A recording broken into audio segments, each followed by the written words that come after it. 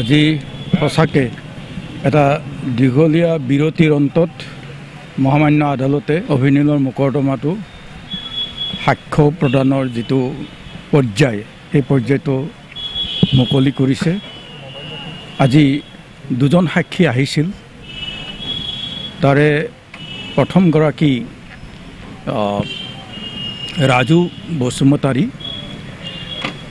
তেওঁৰ আচলতে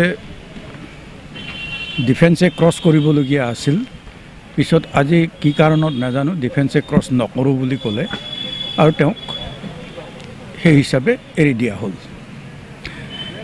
তাৰ পিছৰ সাক্ষী হৈছে 22 নম্বৰ সাক্ষী। 22 নম্বৰ যিজন আই উইটনেছ সেইজন মংগল তেৰণ। মংগল তেৰণক আমাৰ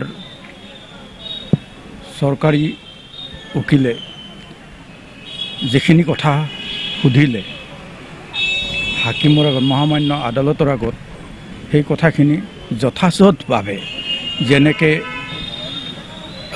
ধাৰা 164 আণ্ডাৰত অধীনত ডিফু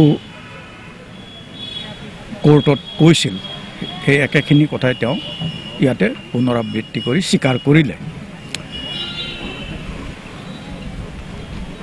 আমাৰ